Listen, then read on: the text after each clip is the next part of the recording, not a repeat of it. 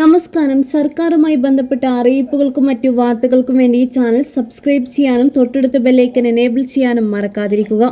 സ്ത്രീയുടെ സ്വകാര്യ ദൃശ്യം സാമൂഹ്യ മാധ്യമത്തിൽ ഇടുമെന്ന് പറയുന്നത് ക്രിമിനൽ ഭീഷണിയുടെ പരിധിയിൽ വരുമെന്ന് സുപ്രീം കോടതി. ഭീഷണിപ്പെടുത്തിയതിന് മദ്രാസ് ഹൈക്കോടതി ശിക്ഷ വിധിച്ച ഉത്തരവ് ശരിവെച്ചാണ് ജസ്റ്റിസുമാരായ സഞ്ജയ് കരോൾ, എൻ കോടീശ്വർ സിംഗ് എന്നിവരുടെ ബെഞ്ചിന്റെ നിരീക്ഷണം. വിവാഹത്തിന് നിർബന്ധിച്ചാൽ കുളിമുറി ദൃശ്യം ഫേസ്ബുക്കിലിടുമെന്നാണ് പ്രതി ഭീഷണിപ്പെടുത്തിയത്. 2 വർഷത്തോളം ബന്ധത്തിലുണ്ടായിരുന്ന ഇവർ തമ്മിൽ തെറ്റിപ്പോയപ്പോഴായിരുന്നു ഭീഷണി. അതോടെ വിവാഹ വാഗ്ദാനം നൽകിയുള്ള ബലാത്സംഗമടക്കം ആരോപിച്ച് സ്ത്രീ പരാതി നൽകി. എന്നാൽ പരസ്പര സമ്മതത്തോടെയായിരുന്നു ബന്ധമെന്ന് നിരീക്ഷിച്ച ബലാത്സംഗ കുറ്റം കോടതി ഒഴിവാക്കി. പക്ഷേ കുളിമുറി ദൃശ്യം കാണിച്ച് ഭീഷണിപ്പെടുത്തിയതിനെ വിചാരണ കോടതി ശിക്ഷിച്ചു. അതിനെ ചോദ്യം ചെയ്താണ് പ്രതി ഹൈക്കോടതിയിലും പിന്നീട് സുപ്രീം കോടതിയിലും എത്തിയത്. ഹൈക്കോടതി ഉത്തരവിനെതിരായ തമിഴ്നാട് സ്വദേശിനിയുടെ ഹർജി സുപ്രീം കോടതി തള്ളി.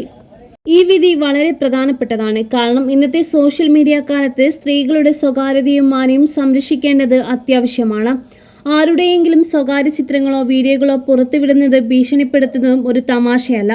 അത് മാനസിക പീഡനവും ഗുരുതരമായ കുറ്റവുമാണ് എന്ന് സുപ്രീം കോടതി വ്യക്തമാക്കിയിരിക്കുകയാണ്. ഇത്തരം ഭീഷണികൾ പല സ്ത്രീകളെയും ഭയം, സമ്മർദ്ദം, അപമാനം എന്നിവയിലേക്ക് തള്ളിവിടുന്നുണ്ട്.